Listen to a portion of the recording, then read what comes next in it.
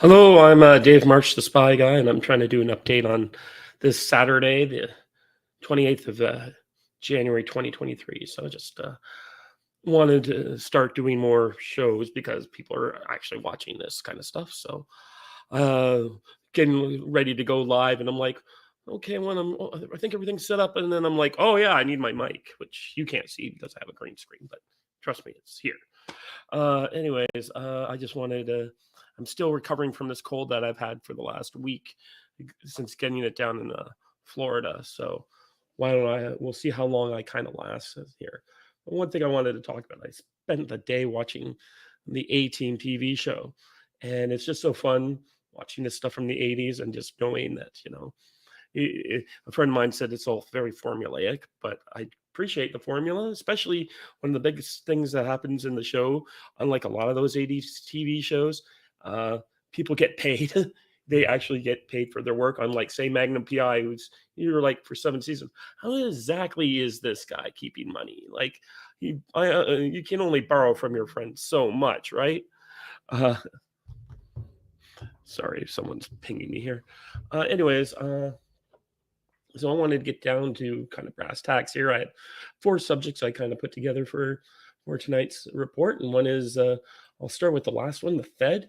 Uh, as some people know, I belong to the Tom Luongo community, and one of his theories is that what's happening in the larger, we're watching a larger falling out of the world is controlled by different banking factions, essentially, and American much of the world as we know it is controlled by, say, the world, not, but the World Economic Forum is a front group for these guys.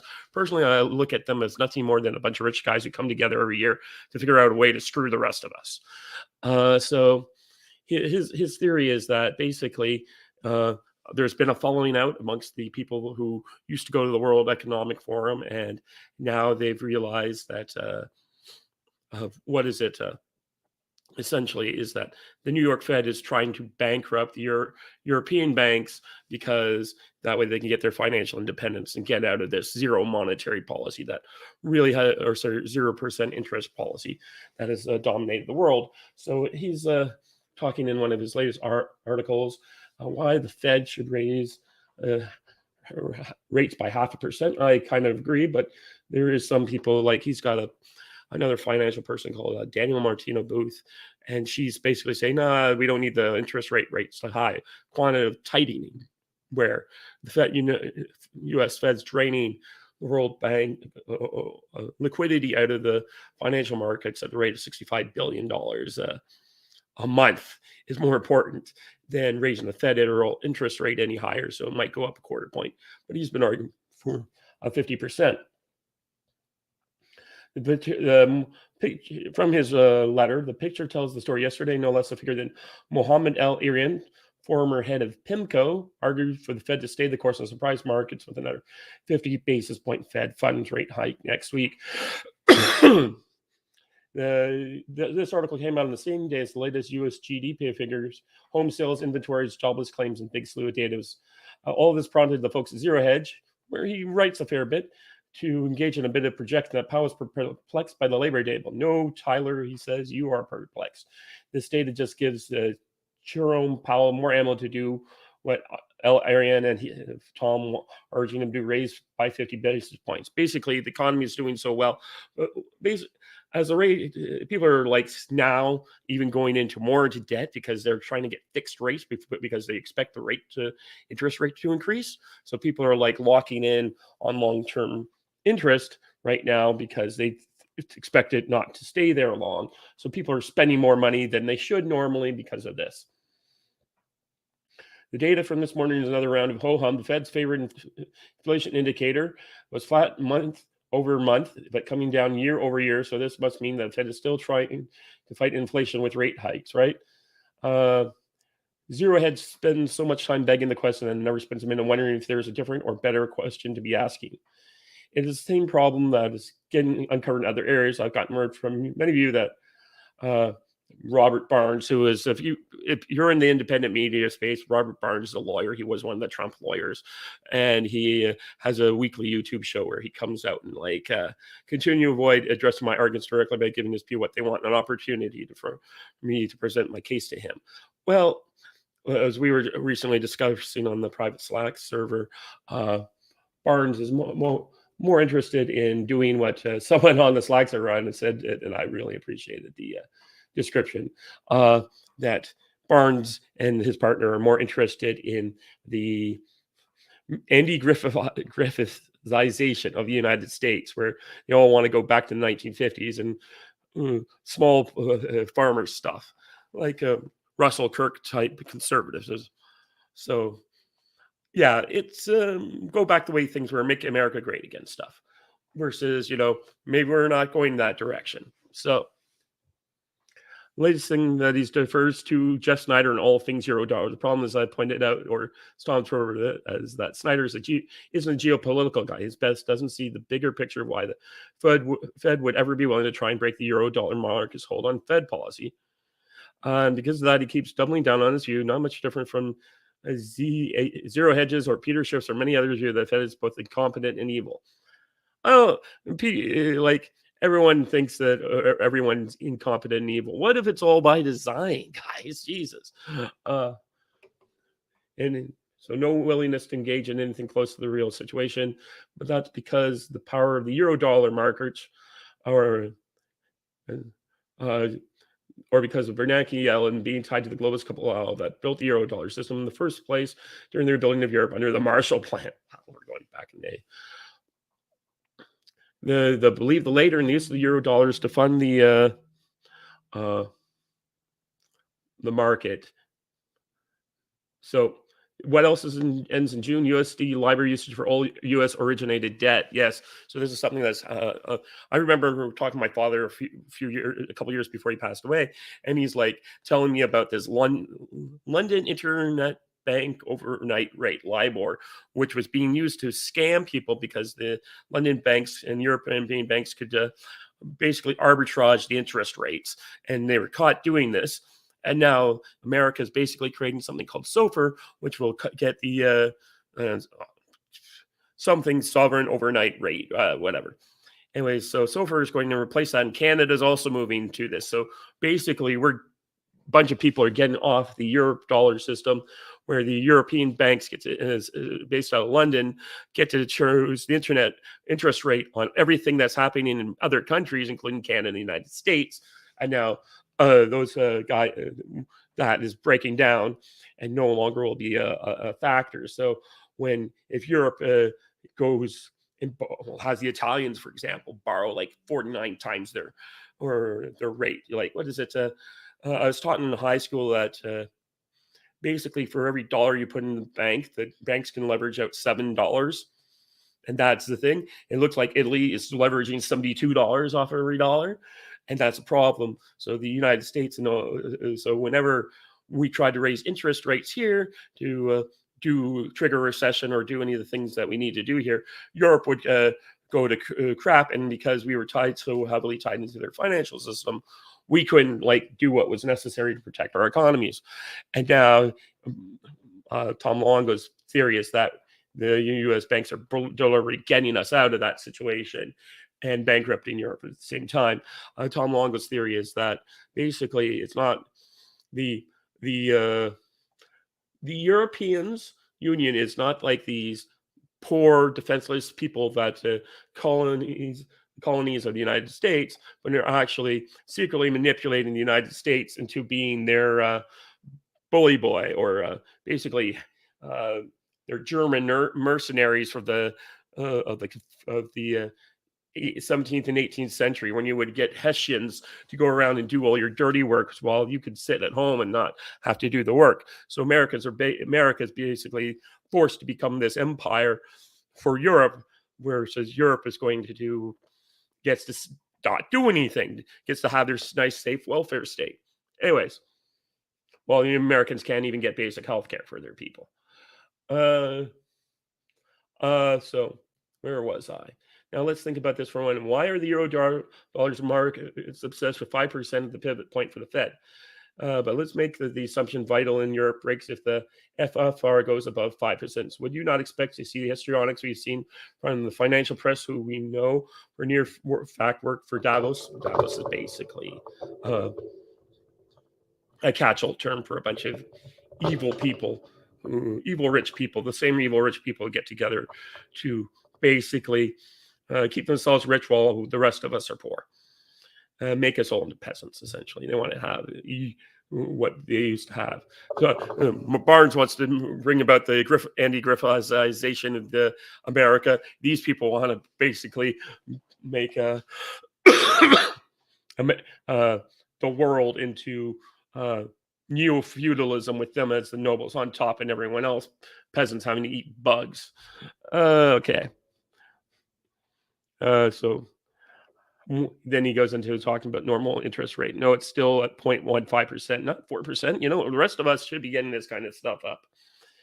If you want to have a decent return on your money, you have to tie it up for 9 to 24 months still. The Fed isn't even close to being done here, and there is still a massive credibility gap. So I think is screaming at this point, the Fed is going 25 basis points next week. There are very powerful arguments that they should go to 50. So we'll see what happens. But I just wanted to have a little discussion about that, and I'm just kind of switching back and looking. So no, we got one person watching at home, but I guess I know it's Saturday night, so maybe I should have gone earlier. But I'm just trying to get things going here. So I'm going over to talk about another one here. I have why are Western establishments and pundits losing their minds over Ukraine? So more SONAR21 stuff, and I'll go over here. Sorry. Present. Yeah, like I said, I've been looking at trying to change a few things around here. Here we are. Share. So Larry Johnson's talking about what's been going on in Europe, which is kind of funny. The disconnect from reality that's being published and broadcast in the West is staggering. I suppose it should not be surprised that people embrace transgenderism. I don't like to get too much into that stuff. Is normal and declare that men can be pregnant while eagerly embrace nonsense about Ukraine winning the war as reality. I want to draw your attention to two articles. Russia faces incredible poverty. It was hilarious. I posted a video to Ricochet this afternoon basically saying, oh yeah, look at these grocery stores. Americans are complaining to me on Twitter about having to pay $13 for a dozen eggs. By the way, I went to the corner store 2 days ago, asked the price of eggs. It was $4.50 in Canada. So if you want cheap eggs, come up here. Warren's ex-IMF chief, and what 2023 will bring to the war in Ukraine by The Spectator. Thank God that the ex-IMF chief is no longer in charge of the IMF. I'm not sure that man is really stupid or shill who will say anything to support the failing Western meme about Russia. Russia's people face incredible poverty following Western sanctions in response to Vladimir Putin's war in Ukraine, according to the former chief of economics. Harvard said the country is headed towards being a new Cuba, Venezuela, or giant Iran, to which so Larry points out Cuba's GDP is 108 billion, Venezuela's 483 billion, Iran's 360 billion, Russia has 1.8 trillion. That means it's about double the combined worth of all those countries. And all three are major oil producers, but Russia surpasses them. Despite all these onerous international sanctions, Russia increased its output by 2%. I remember watching in the early days of the war, and Peter Zehan was going on, and he was talking about like, oh yeah, these sanctions are going to force the Russians to cut oil production by 5 billion a day. This is barrels a day. They just won't be able to sell them, and they'll be forced to cap their oils. And the next day, Russia makes a deal with India to sell them at a $70 discount. Like, it's these idiots don't understand. Oil is like drugs or like cocaine. There is always a market. It's like that scene in the movie Blow where the guy says, you've brought me more cocaine than I have than I sell in a year in this bag. And the guy's like, how are we going to get rid of this? And then it cuts 3 days later. Yeah, we're going to need to get more cocaine, man, because like I sold it all out so quickly. And that's happens with oil. Everyone needs oil. and the Russians have stuff we need. But Russia has, as he goes on, Russia has something that none of the other three pariah states possess: vast natural resources, right? Among other things, Russia is the leading producer of coal, diamonds, aluminum, asbestos, gemstones, diamonds, lime, lead, gypsum, iron ore, bauxite, gallium, boron, mica, natural gas, potash, platinum, oil, rare earth metals, pig iron, peat, nitrogen, cadmium, arsenic, magnesium, phosphate, sulfur, titanium sponge, silicon, uranium, tellurium, vanadium, tungsten, cobalt, graphite, silver, vermiculite, selenium, uranium, copper, and gold. These resources guarantee that Russia will not suffer the fate of Cuba, Venezuela, or Iran. Russia is not dependent on trading with the United States and Europe. In fact, Russia is, he doesn't mention this here, but Russia is entirely self-sufficient in almost everything but very high energy goods. What does Russia make that no one else or Russia makes that only America's only getting that because of the private sector? Rocket engines. For some sort of like everyone complains, oh, Russia is the poor country that 20% of people don't have toilets. I'm like, yeah, and 40 million Americans don't have health care. Shows where your priorities are. The resources guaranteed that Russia will not, basically, it appears that the U.S. and Europe need what Russia produces in order to keep their economies chugging along. Yeah, here's some video. Then a picture. You can find all sorts of videos about grocery stores in Russia being fully stocked. Like, what the failed economist Rogoff fails to grasp is that the decision of the West to try sanctions to destroy Russia is precipitate. Like, where in the world has any of these sanctions ever worked? Oh, wait, come on. What country has ever fallen to sanctions? How about none? The only country that's fallen to sanctions is usually coupled with war. The French had major problems during the Revolutionary War because of the British blockade. The Germans and the Austrians fell apart partly because of the blockade and the massive economic damage that was done in combination with a war. And it took years. It took the Austrian-Hungarians 4 years. The Austrian-Hungarians. Russia's way more got it together than they did. And the Austrian-Hungarians lasted 4 years of privation before and massive military defeats that make whatever the hell is going on to both the Ukrainians and Russian look like a joke in this war. Like, in the space of 3 months, they lost like 500,000 men. And their army was literally destroyed by the Russians in World War I in the first 6 months of fighting. And the only reason the Russians couldn't finish them off is just because they couldn't keep up with their territories. And they lost some battles against the Germans. But if they had concentrated the entire army, there would have been no World War I because the Russians would have been in Vienna in 1915. Okay. Yeah, one indicator is that Saudi Arabia's decision to retain accepting payments in other currencies. Hell, Saudi Arabia signed a strategic partnership with China.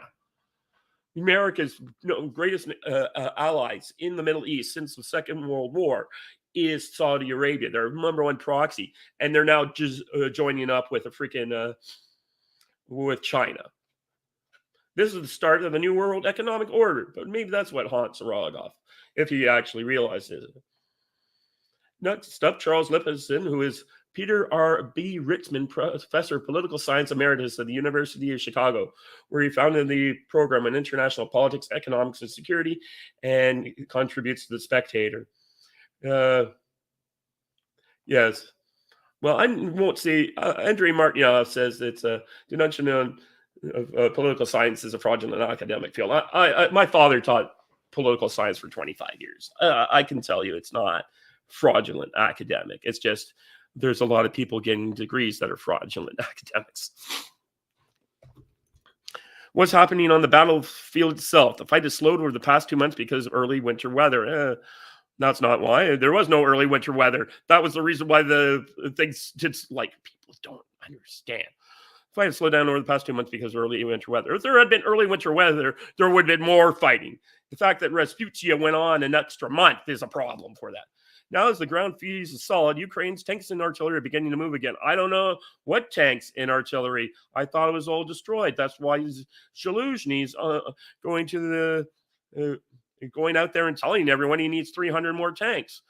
The soft ground didn't affect Russia, which relies on human wave attacks. Oh, screw off. Ignorant more. No one has fought a human wave battle since Korea at the Incheon perimeter, you idiot. No one is doing human wave attacks. You don't even know what you're talking about. I really hate these incompetent morons who can go out there and publish garbage. By expendable soldiers and air attacks by Iranian-made drones. Yeah, the drones that are worth like 20 grand versus your missiles that cost $1 million. Putin can't do much about the weapons, but he can do something about the manpower. He's secretly begun another round of mobilization despite the political dangers. It's one sort of thing to round up men from outlying areas. It's quite another dragging them off the streets of Moscow and see it paying for. You idiot. If the freaking Habsburgs and the Turks had the popular movement to keep going and get popular call-ups of men, Russia can do that too. They have 2 million men in their reserves. They have 10 million men total trained that they can call up out of like their trained manpower. Stop listening to the Ukrainians. They're lying to you. It's one thing. It's when Putin would only do that if he thinks losing the war would be even more dangerous. He's not losing the war. He's literally fighting like Monty fought in the desert. Right now, Russia is continuing a successful and extremely costly effort to take the cities of Bakhmut and nearby Soledar as part of their failing attempt to consolidate control of the Donbass. Meanwhile, Ukraine is slowly advancing on 2 cities further north. These cities and the highway connecting them represent the next steps eastward after Ukraine's capture alignment in October. So what? Who cares about cities? I'm more impressed when you're dropping artillery at the rate of 10 times the other guy's artillery rate. Ignore the fact that Russia stepped up its missile strikes on key infrastructure during the past 2 months. If Ukraine tanks are moving, the Russians are losing, according to Lips. And why does Ukraine desperately need hundreds of tanks from the West? If Ukraine is winning and Russia is being defeated on the battlefield, why is the West not preparing its victory party?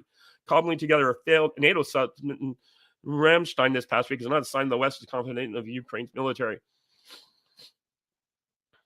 So, so Russia captures Soledar and apparently some American soldiers of Russia and is tactically encircled Bakhmut and is making rapid advances in Zaporozhye. Okay, I'm not too sure about this. I haven't been paying as much attention as I wanted to in that area.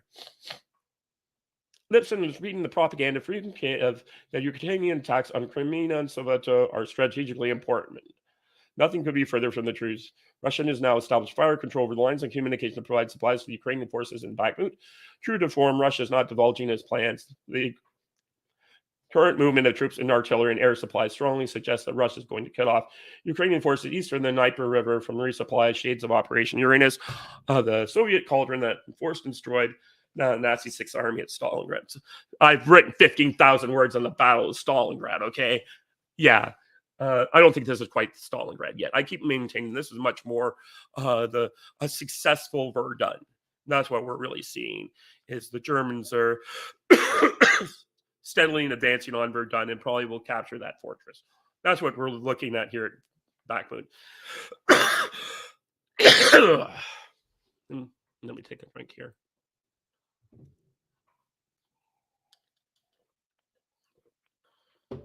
Yeah. So basically what we were watching at the, as I said, Battle of Verdun. Sorry, my cold is acting up again. Yeah. 30 minutes, Jesus. Anyways.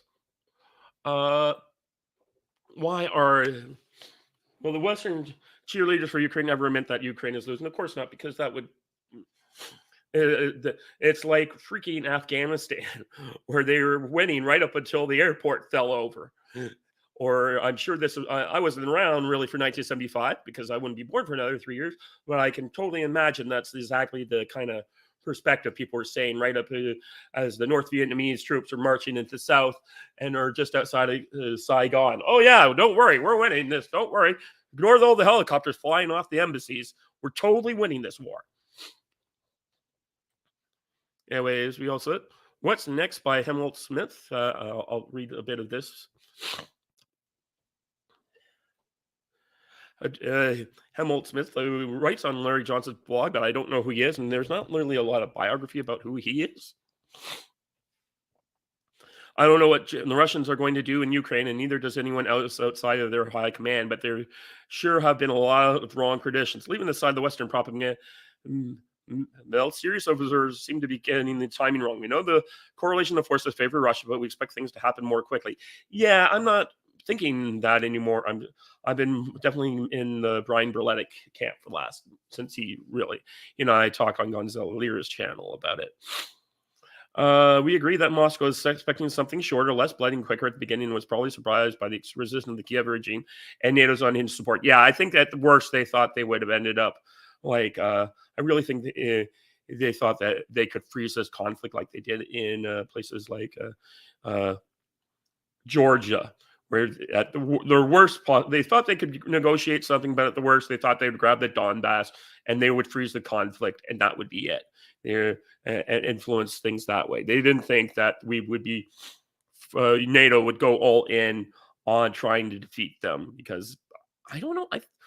It's hard. What did we think was going to happen that we could really win this one? This was the one we were going to go all in on, put all our chips on the table. Therefore, there was a re-examination, the call for further forces. Thus far, we are in agreement. It is the time of the next step that seems to get wrong.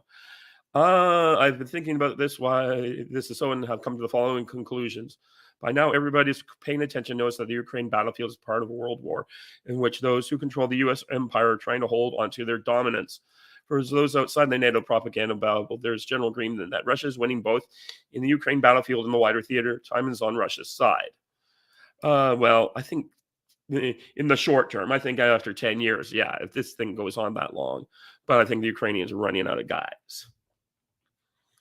That's why we're seeing the final encirclement going on at Bakhmut. It's sort of like they kind of realize they have to take the city. They can't.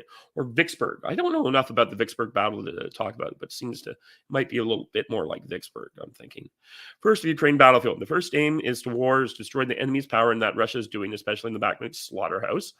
Kiev is determined to stand the fight here, and the Russians are quite happy to let them do so. That's why I keep comparing it to Verdun. Artillery conquers and infantry occupies, and that's what we see here. Slowly, Russian forces advance over mountains to Ukrainian bodies. In the last week or so, forces have begun to advance on other fronts too.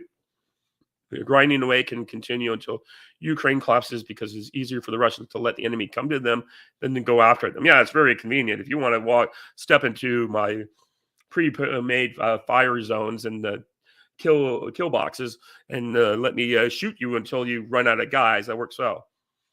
Meanwhile, Russian missiles destroyed the infrastructure Kiev needs to continue the war.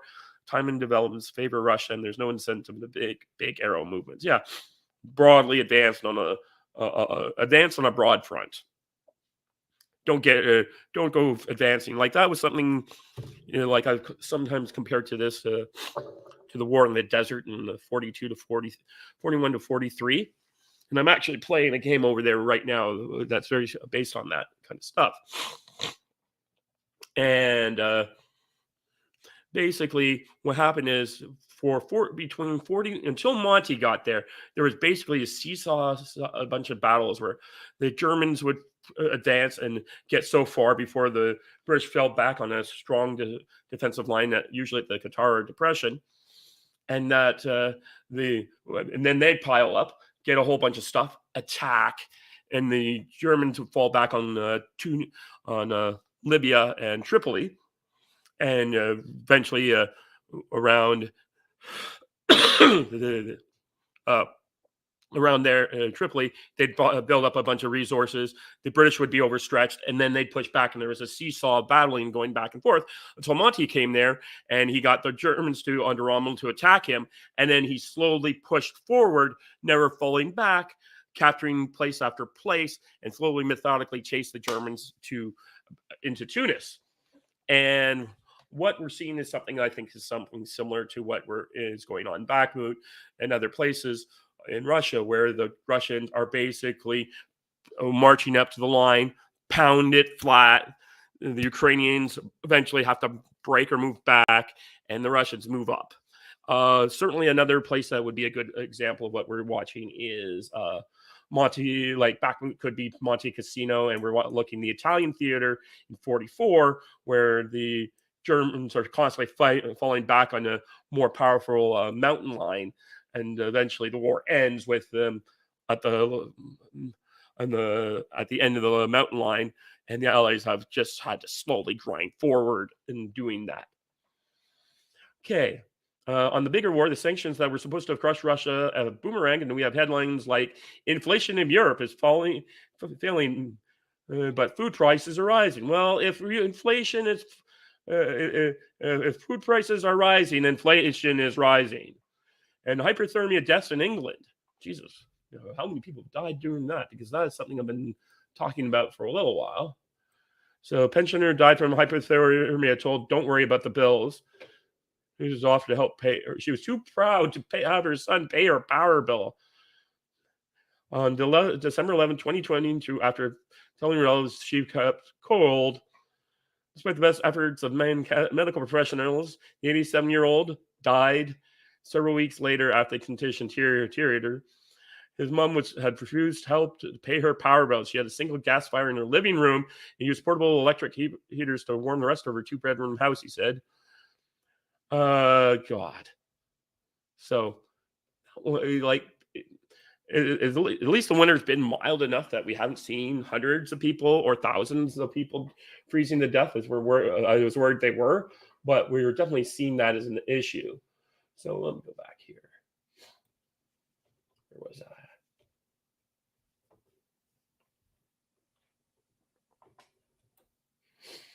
Okay. Inflation's falling because demand is falling, and demand is falling because businesses are stopping because of the price of fuel. No one except the bubble dwellers in NATO should be surprised. You sanction the biggest energy exporter, biggest grain exporter, and biggest big exporter of potash. I believe Canada still has here. We in Canada still have some of these things at number one. Did you expect prices to go down? Everything needs energy and everybody needs food. NATO unity wobbles with Turkey, Sweden, and Finland. Yes. So Turkey is basically holding NATO hostage by vetoing Sweden and Finnish entry on some crazy terms. Like, I want you to not only expel members of your parliament, but ship them back here to Turkey to face trial. Like, kind of stuff. And he's using that leverage to get big concessions out of America, including new fighter jets that Zelensky, I believe, desperately wants. Everything needs energy. Okay. Hungary officially noticed the sufferings of Hungarians in Ukraine. Yes. Basically, apparently, the latest round, Zelensky round, is to conscript as many Hungarian men and send them off to fight the Russians. That's a good plan. Partition Ukraine was contemplated by who? Macron suspects the U.S. intentionally screwing over there. Poland considered partitioning Ukraine, says former Polish foreign minister. Radoslaw Sikorski has said that the government in Warsaw considered partitioning Ukraine the first weeks of military conflict between Kiev and Moscow. Yeah, there's a lot of the thought that maybe one of the reasons why Poland is doing the way it's doing is because they intentionally wanted to weaken Ukraine so they could go get their empire back.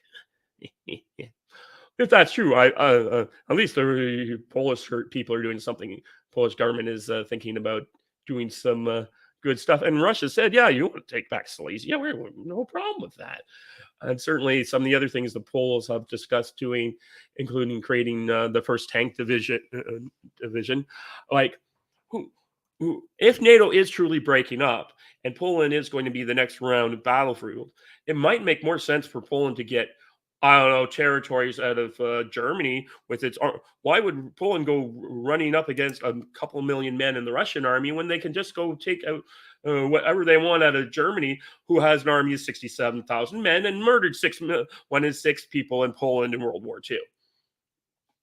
That would make sense to me. So, Okay, when exactly will the Abrams get there? Uh, NATO is now breaking to its active stocks. Estonia joins Denmark and sending all its artillery. And not that anybody is asking who blew up Nord Stream. Riots and protests are all over Europe. And what's happening in Kiev? Yeah, like there's been a major shakeup, and it looks like everyone is Zelensky's loyalists are being arrested or killed.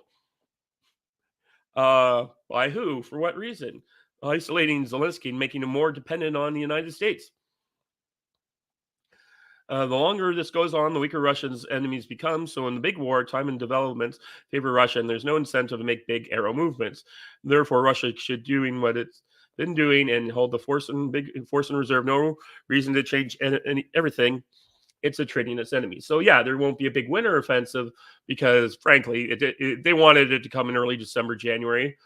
But why not just wait to the spring thaw and just do it then while you let just compound away on the Ukrainians? That's kind of been my thinking about where we're going here. How crazy will NATO get? Its strategy is a total failure.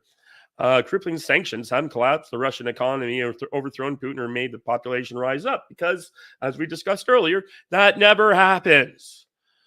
When even the Economist has admitted Russia did a lot better than expected, it's actually thriving. Yes, you could go watch videos like that all the time. The wonder weapons have done nothing but prolong Ukraine's suffering, make Wagner and Silla the best urban fighters in the world. What next? Can NATO reverse itself? Can it survive another defeat? Or, as Larry wonders, drive straight into the Grand Canyon? Larry had a picture of Thelma and Louise, and he's comparing NATO to Thelma and Louise. Have you ever seen that movie? It's kind of weird with that, especially that ending. I get it. They totally yeah, it's a weird movie. Can you imagine how unfringed the refrigerated babblers will become if things work? Seeing them words, think of the propaganda victory for Russia and Putin if pictures emerge of disabled American tanks on a Ukrainian battlefield. Yeah, right. He's going to be driving down American M1s through the streets of Moscow on May Day parade next year. That'll be fun, won't that? And Helmut Smith concludes that I believe that the Russian high command is in a continual decision loop. Every morning it considers whether to continue the president's strategy or start the big arrow move to bring it to an end before NATO does something incredibly, irretrievably stupid. It's a careful balancing process. In short, the Russian high command will keep doing what it's doing and hold back the reserve until it decides that the moment has come to end it. And that's a decision that only it can make based on information that only it can know. So maybe big arrow offensive starts tomorrow, or maybe it doesn't ever need to be started. Yeah. Yeah, they're waiting. They're going to grind in until there's a hole, as one of the commentators is here speaking. Okay, I'm going to leave that one. And we'll go over here. I was looking at some Euro Defense Net and just news sites here, kind of seeing what's been going on. Whispers about cluster munitions for Ukraine are aimed at Berlin. Air defense upgrades, not F-16s, are a winning strategy for Ukraine. Yeah, the problem is the Russians' air defense are way better than ours, and we just have to we have to spend years. The reason why I want to end peace here is I think we need to arm up. We need to redevelop the industry that we used to have in the 1970s in order to support ourselves. And this era of global free trade where we shipped off all our industrial production to China was stupid. And now we're going to watch greedy politicians in America sold out all the industrial base so they could get rich. And then, as Lenin said, the capitalists were happy to sell us the rope that they were going to hang us with. Okay. So I just wanted to come back here and see if anyone. So I have 2 watchers. Thanks for watching. What was I saying here? So, yeah, U.S. is sending 31 Abrams tanks to Ukraine. Canada's supposed to be sending 4. I believe those are part of the Lithuanian battle group, so that's why they could probably be there shortly. But the problem is you want to have 200 tanks could actually be created, make an operational reserve force, and use that to kind of block holes in the line. But I just don't see how it sounds like the tanks will arrive and be put into use almost immediately. Germany government reportedly ready to send Ukraine Leopard 2 tanks. Oh yeah, that'll look great. I'm sure that'll make the Russians happy. That the It is probably the best of the tanks that could be sent, but just like we're not even making these things anymore. The Russians are making a 25, 50 new battle tanks a month now, and they have the capacity to pretty much triple that if they would decide to turn on their tank factory in the Urals. Apparently, they can make 1,000 T90 tanks a year. Versus we don't make these things anymore. We make them on order, and then that's it. We have most of these things are making spare parts. We use old tanks to scavenge old tanks to replace the current tanks that are supposedly in operation. Indian lab teams up with France's naval group on submarine tech. Documents reveal secret customer of Hero 30 kamikaze drones.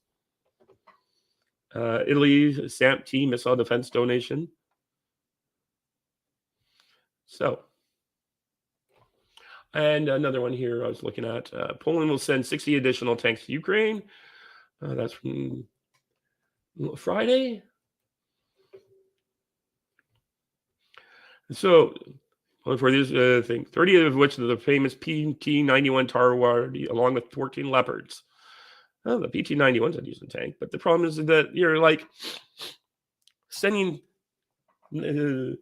we're sending 60 tanks. The Ukrainians started the war with 2,000 to 3,000 tanks. The Russians have 10 to 20,000 tanks in reserve. We just don't have the ability. Like, what are them? Who cares if we send 60 modernized tanks? The Poland has sent 250 tanks, or even more than that, to Ukraine. The tanks have already been sent to Poland are mainly T-72 Soviet models, of which the PT-91 is a modernized version. Yeah, we need to send 1,000 tanks or 2,000 tanks. No one has 2,000 tanks to send. Yeah, Denmark's going to buy howitzers from Israel. T4 anti-armor weapons from Saab. Anyways, we're all talking about modernizing armies. And Canada sending its 4 combat ready Leopard tanks. Okay. Anyways, I've been talking about 45 minutes here. Kind of giving a brief and kind of discussion of what's going on. I appreciate everyone watching at home, but I think this cold is getting better of me. So I just wanted to say thanks for coming on. And if you like this, share, subscribe, join the locals board if you want to interact with me directly. And have a good night and a good weekend. And hopefully I'll be over this cold in a little while. And share, subscribe. Okay. Bye-bye.